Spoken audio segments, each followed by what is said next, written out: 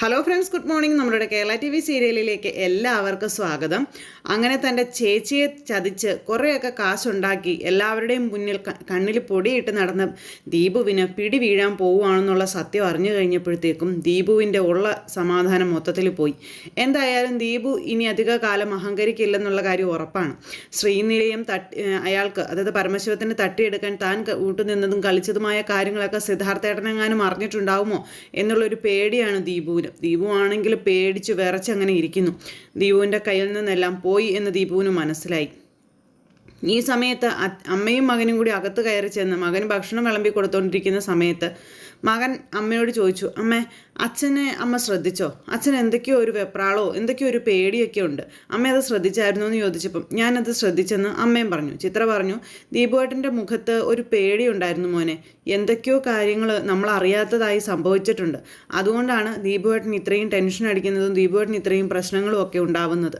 അതെന്താണെന്ന് കണ്ടുപിടിക്കണം എന്നുള്ള രീതിയിൽ തന്നെ ഇവരിങ്ങനെ സംസാരിച്ചു.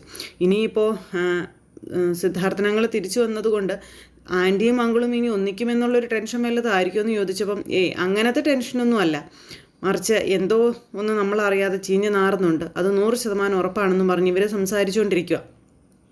അങ്ങനെ അമ്മയ്ക്കും മകനും മനസ്സിലായി ദീപു എന്ന് പറയുന്ന കള്ളൻ്റെ കയ്യിൽ എന്തൊക്കെയോ ഇതൊക്കെ ഉണ്ടെന്ന്.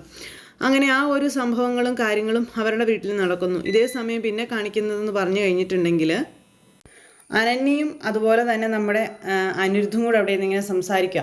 അപ്പോൾ അവർ സംസാരിക്കുന്ന സമയത്ത് അവരുടെ ഇപ്പോഴത്തെ ലൈഫ് ഇനി എന്ത് ചെയ്യണം എന്നുള്ള കാര്യമാണ് അവർ ആലോചിക്കുന്നത്.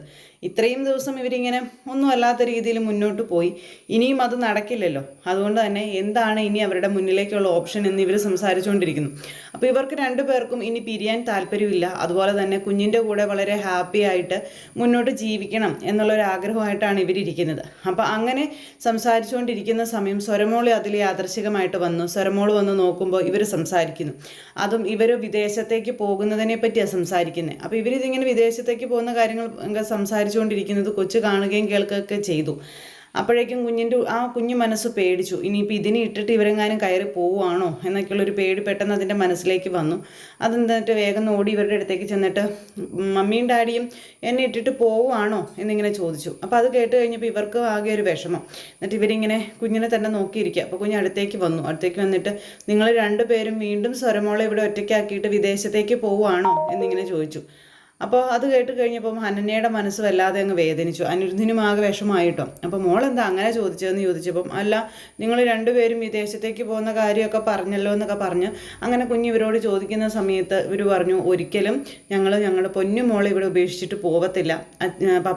ഡാഡിയും മമ്മിയും പോയി കഴിഞ്ഞാൽ തന്നെ മോളെയും കൂടെ കൊണ്ടുപോകും എന്നുള്ള കാര്യം ഇങ്ങനെ പറഞ്ഞു. അപ്പോൾ അത് കേട്ട് കഴിഞ്ഞപ്പോഴത്തേക്കും കുഞ്ഞിന് കുറച്ചൊന്ന് സമാധാനമായിട്ടോ. എന്തായാലും കൊണ്ടുപോകുമല്ലോ അത് കേട്ട് കഴിഞ്ഞപ്പോൾ. അങ്ങനെ ആ ഒരു ഇതിൽ ആ കൊച്ച് മനസ്സിൽ സന്തോഷം കണ്ടെത്തി ഇങ്ങനെ ഇവിടെ ഇരിക്കുകയാണ്. എന്തായാലും കാര്യങ്ങളെല്ലാം വളരെ ക്ലാരിറ്റിയോട് കൂടി തന്നെ പ്രേമയോടും അല്ലെങ്കിൽ വിശ്വനോടും ഒന്നും ചോദിക്കാതെ അവരുടെ കാര്യങ്ങൾ അവർ തീരുമാനിക്കുന്നു. പ്രേമയോട് ചോദിക്കേണ്ട കാര്യമില്ല, വിശ്വനാണെന്നുണ്ടെങ്കിൽ ഇവരുടെ സൈഡാണ്. അതുകൊണ്ട് വിശ്വൻ ഇവർക്കും എതിരായിട്ട് ഒന്നും സംസാരിക്കത്തോ അല്ലെങ്കിൽ എടുക്കത്തോ ഒന്നുമില്ല. അങ്ങനെ ആ ഒരു ഇതെല്ലാം സംഭവിക്കുന്നു. അങ്ങനെ ഇവർ തമ്മിൽ സംസാരിച്ചുകൊണ്ടിരിക്കുന്ന സമയത്താണെന്നുണ്ടെങ്കിൽ പിന്നെ കാണിക്കുന്നത് നമ്മുടെ സിദ്ധുവിനെ ഹോസ്പിറ്റലിൽ നിന്നും ഡിസ്ചാർജ് ചെയ്തു നേരെ സരസ്വതി അമ്മ തന്നെ മുൻകൈ എടുത്ത് സുമിത്രയുടെ വീട്ടിലേക്ക് കൊണ്ടുവരിക. അപ്പോൾ സുമിത്ര അവിടെ ഉണ്ടെന്നോ അല്ലെങ്കിൽ സുമിത്രയുടെ വീടാണെന്നോ ഒന്നും സരസ്വതി അമ്മ സിദ്ധുവിനോട് പറഞ്ഞിട്ടില്ല. അപ്പോൾ അമ്മയുടെ വീടാണ്, അമ്മ താമസിക്കുന്ന വീടാണ്, നമുക്ക് അങ്ങോട്ടേക്ക് പോകാം എന്നൊക്കെ പറഞ്ഞാണ് അമ്മ മകനെ വിളിച്ചുകൊണ്ട് വരുന്നത്. സിദ്ധുവിൻ്റെ മനസ്സിൽ അന്നേരവും വേറെ ചിന്തകളോ കാര്യങ്ങളോ ഒന്നുമില്ല. ഇത് തൻ്റെ അമ്മ താമസിക്കുന്ന വീട്, ആ വീട്ടിലേക്കാണ് താൻ വരുന്നത്, അവിടെ സുമിത്രയുണ്ടെന്നോ അല്ലെങ്കിൽ സുമിത്രയുടെ സാന്നിധ്യം ഉണ്ടാവും, ഇതൊന്നും അറിയത്തില്ല. അപ്പോൾ അങ്ങനെ സിദ്ധു ആ ഒരു ഇതിലിങ്ങനെ നിൽക്കുന്നു. വന്നിട്ട് പിന്നെ തലയിൽ വലിയ കെട്ടൊക്കെ ഉണ്ട്. അപ്പോൾ ഡോക്ടർ കുറേ കാര്യങ്ങളൊക്കെ പറഞ്ഞു കൊടുത്തു. അതിനൊക്കെ അനുസരിച്ച് സിദ്ധുവിൻ്റെ കാര്യങ്ങളൊക്കെ നടക്കണം. അപ്പോൾ സിദ്ധുവിനെ ഇങ്ങനെ വണ്ടിയിൽ കൊണ്ടുവന്ന് ഇവരുടെ വീട്ടുമുറ്റത്തേക്ക് കയറി വണ്ടിയിൽ നിന്ന് സിദ്ധു ഇറങ്ങുന്നു. സിദ്ധു ഇറങ്ങിയിട്ട് ചുറ്റുപാടും ഒക്കെ ഒന്ന് നോക്കി കാണുക. അപ്പോൾ സാധാ ഒരു തറവാട് വീട്, അതൊക്കെ കണ്ട് ഒരു ഇഷ്ടത്തോടു കൂടി ചുറ്റുപാടൊക്കെ നോക്കിക്കൊണ്ട് ഇങ്ങനെ നിൽക്കുന്നു. ഈ സമയത്ത് നമ്മുടെ സരസ്വതി അമ്മ വണ്ടിയിൽ നിന്ന് ഇറങ്ങിയിട്ട് ഇങ്ങനെ ആകെ ഒരു ഇതായിട്ട് ഇങ്ങനെ നിൽക്കുന്നത്. അപ്പോൾ സരസ്വതി അമ്മ വണ്ടിയിൽ നിന്ന് ഇറങ്ങി കഴിഞ്ഞപ്പോഴത്തേക്കും നമ്മുടെ മകളെ ഒന്ന് നോക്കി, ശീതളിനെ ഒന്ന് നോക്കി. ശീതളാണെന്നുണ്ടെങ്കിൽ അച്ചമ്മയെ ഇങ്ങനെയൊന്ന് നോക്കി. രണ്ടുപേരും ഇങ്ങനെ നോക്കിയിട്ട് അകത്തേക്ക് കയറിപ്പോൾ സുമിത്രയോട് ഈ കാര്യം പറയണമല്ലോ. അതിന് വേണ്ടിയിട്ട് സരസ്വതി അമ്മ അവരോട് പുറത്ത് നിൽക്കാൻ പറഞ്ഞിട്ട് അകത്തേക്ക് കയറി ചെല്ലുക. അങ്ങനെ അകത്തേക്ക് കയറി ചെന്ന് കഴിഞ്ഞപ്പോഴത്തേക്കും അമ്മ ഇങ്ങോട്ട് പെട്ടെന്ന് വന്നോ എന്ന് ചോദിച്ചു. അപ്പോൾ സുമിത്രേ അത് പിന്നെ എന്താ അമ്മേ എന്തെങ്കിലും പ്രശ്നമുണ്ടോ എന്ന് ചോദിച്ചു. അപ്പോഴത്തേക്ക് സുമിത്രയ്ക്ക് ഇനിയിപ്പോൾ ഇതിനകത്ത് തീരുമാനങ്ങളൊന്നും എടുക്കാൻ പറ്റില്ല. കാരണം പൂജ പറഞ്ഞിരിക്കുന്നത് സിദ്ധാർത്ഥനെ വീട്ടിൽ താമസിപ്പിക്കേണ്ടെന്നാണ്. സിദ്ധാർത്ഥനെ വീട്ടിൽ താമസം തുടങ്ങുമ്പോൾ പൂജയ്ക്ക് അതൊരു ഇഷ്ടക്കേടാകും. പിന്നെ പൂജയും സുമിത്രയും തമ്മിലുള്ള ആ ഒരു വഴക്ക് അല്ലെങ്കിൽ ആ ഒരു ഇഷ്ടക്കുറവിന് കാരണമാകും. സാധ്യതകൾ ഒരുപാടാണ്. അതോടൊപ്പം തന്നെ ഈ ഒരു സാഹചര്യത്തിൽ കിട്ടിയ അവസരം മുതലെടുക്കാനായിട്ട് രഞ്ജിതയും ഭർത്താവും മകനും ശ്രമിക്കും. അങ്ങനെ നൂറ് വരെ കാര്യങ്ങൾ പിന്നാലെ വരുന്നുണ്ട്. അങ്ങനെ സരസ്വതി അമ്മ അകത്ത് കയറി ചെന്ന് കഴിഞ്ഞപ്പോഴത്തേക്കും സുമിത്ര എനിക്ക് നിന്നോടൊരു കാര്യം പറയാനുണ്ടെന്ന് പറഞ്ഞു. എന്താ അമ്മേ എന്തെങ്കിലും പ്രശ്നമുണ്ടോ എന്ന് ചോദിച്ചു. അത് പിന്നെ സിദ്ധുവിൻ്റെ കാര്യങ്ങൾ ഡോക്ടർ പറഞ്ഞു, സിദ്ധുവിനെ ഡിസ്ചാർജ് ചെയ്തു. അത് നമ്മൾ ഇന്നലെ സംസാരിച്ച കാര്യമല്ലേ എന്ന് ചോദിച്ചപ്പോൾ അതല്ല, സിദ്ധുവിനെ ഡിസ്ചാർജ് ചെയ്ത് സിദ്ധുവിന് പോകാൻ ഒരു പോക്കടം ഉണ്ടായിരുന്നില്ല. അതുകൊണ്ട് തന്നെ സിദ്ധുവിനെ ഞാൻ ഇങ്ങോട്ടേക്ക് കൊണ്ടുവന്നു എന്ന് സുമിത്രയോട് സരസ്വതിയമ്മ പറയാം. അത് കേട്ടപ്പോഴത്തേക്ക് സുമിത്രയുടെ ഭാവം അങ്ങ് മാറി. സുമിത്ര ഇങ്ങനെ സരസ്വതിയമ്മയെ വല്ലാത്തൊരു നോട്ടമൊക്കെ നോക്കി നിൽക്കുക കേട്ടോ. അവനെ ആരും ഏറ്റെടുക്കാനില്ല, അവന് പോകാനൊരു പോക്കടമില്ല, അതുകൊണ്ടാണ് ഞാൻ അവനെ ഇങ്ങോട്ടേക്ക് കൊണ്ടുവന്നതെന്ന് പറഞ്ഞു. പിന്നെ ഈ വീട്ടിലേക്ക് വരുന്നത് വരെ ഈ വീട് നിൻ്റെയാണെന്നോ നീ ഈ വീട്ടിൽ താമസിക്കുന്നുണ്ടെന്നോ ഈ വക കാര്യങ്ങളൊന്നും ഞാൻ അവനോട് പറഞ്ഞിട്ടില്ല. അത് അവൻ പുറത്ത് വെയിറ്റ് ചെയ്ത് നിൽക്കുവാണെന്ന് ഇങ്ങനെ പറഞ്ഞു. അപ്പോഴത്തേക്ക് സുമിത്ര ഇങ്ങനെ നോക്കുക കേട്ടോ. അപ്പോൾ സുമിത്രയാണെന്നുണ്ടെങ്കിൽ വീട്ടിൽ കയറ്റില്ലെന്ന് തന്നെയാണ് സരസ്വതിയമ്മയുടെ വിശ്വാസം. സരസ്വതിയമ്മയാണെങ്കിൽ സുമിത്രയുടെ കാല് പിടിക്കുന്ന രീതിയിൽ സംസാരിക്കുന്നു. എൻ്റെ മോനെ കൈയൊഴിയരുത്, ഈ ഒരു അവസ്ഥയിൽ അവനെന്ന് കൈയൊഴിയരുത്, അവനൊന്ന് ഓക്കെ ആയിട്ട് അവൻ പൊയ്ക്കോട്ടെ, പിന്നെ അവൻ ഇവിടെ ഞാൻ സമ്മതിക്കില്ല, അല്ലെങ്കിൽ ഞാൻ അനുവദിക്കില്ല, അല്ലെങ്കിൽ ഞാൻ അങ്ങനെ നിർത്തണമെന്ന് വാശിയൊന്നും പിടിക്കില്ല. പക്ഷേ ഈ ഒരവസ്ഥയിൽ അവനെ നീ കൈയൊഴിയരുത്, അവന് നീ ഈ വീട്ടിൽ അവനെ ഓക്കെ ആകുന്നത് വരെ താമസിപ്പിക്കണം തുടങ്ങിയ കാര്യങ്ങളൊക്കെ ഇങ്ങനെ സരസ്വതി അമ്മ സുമിത്രയോട് കാല് പിടിച്ചതുപോലെ പറയാം. അപ്പോൾ ഒരു പരിധിയിൽ കൂടുതൽ സരസ്വതി അമ്മ ഇങ്ങനെ കാല് പിടിച്ച് സംസാരിക്കുന്നത് കേട്ട് കഴിഞ്ഞപ്പോഴത്തേക്കും എന്താ പറയണ്ടേ, സുമിത്രയുടെ മനസ്സങ്ങ് അലിഞ്ഞു എന്ന് തന്നെ പറയാം. സുമിത്രയ്ക്ക് പിന്നെ ഒന്നും എതിർത്ത് പറയാനായിട്ട് കഴിഞ്ഞില്ല. കാരണം വീണ് കിടക്കുന്ന ഒരാളെ വീണ്ടും ചവിട്ടുന്നത് ശരിയല്ലല്ലോ. അപ്പം അതുകൊണ്ട് തന്നെ ആ ഒരു അവസ്ഥയിലിരിക്കുന്ന സിദ്ധുവിനെ സഹായിക്കേണ്ടത് സുമിത്രയ്ക്കും വലിയ കുഴപ്പങ്ങളൊന്നും ഇല്ലാത്ത കാര്യമായിട്ട് തന്നെ സുമിത്ര അതിനെ അംഗീകരിച്ചു. അപ്പോൾ സുമിത്രയും സരസ്വതിയമ്മയും തമ്മിൽ സംസാരിച്ച് കഴിഞ്ഞപ്പോഴത്തേക്കും ഇന്ന പോലെയൊക്കെയാണ് കാര്യങ്ങൾ, അയാൾക്ക് ഓക്കെ ആയി കഴിയുമ്പോൾ ഇവിടെ നിന്ന് പോയിക്കോളണം അല്ലെങ്കിൽ പറഞ്ഞു വിട്ടോളണം എന്നുള്ള ധാരണയിൽ സിദ്ധുവിനെ അവിടെ താമസിപ്പിക്കാനായിട്ട് സുമിത്ര സമ്മതിച്ചു.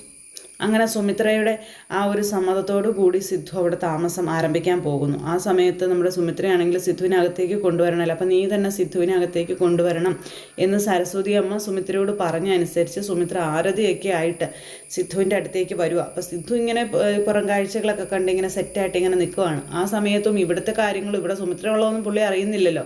അങ്ങനെ സിദ്ധു കാഴ്ചകളൊക്കെ കണ്ട് ഇങ്ങനെ നിൽക്കുന്നു. നോക്കിയ നോട്ടം നോക്കുമ്പോൾ സുമിത്ര ആരതിയായിട്ട് വരുന്നതാണ് കാണുന്നത്. അപ്പോൾ സുമിത്രയും സരസ്വതിയമ്മയുണ്ട്.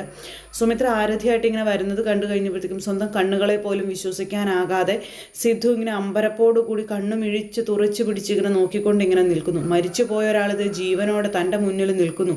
അതെന്ത് സംഭവം, അത് ഒരിക്കലും സംഭവിക്കുന്ന ഒരു കാര്യമല്ല. അങ്ങനെ ഇങ്ങനെ അന്താളിച്ച് ഇങ്ങനെ നോക്കിക്കൊണ്ട് ഇങ്ങനെ നിൽക്കുക കേട്ടോ. അപ്പോഴത്തേക്ക് സുമിത്രയാണെന്നുണ്ടെങ്കിൽ ഇറങ്ങി വന്ന്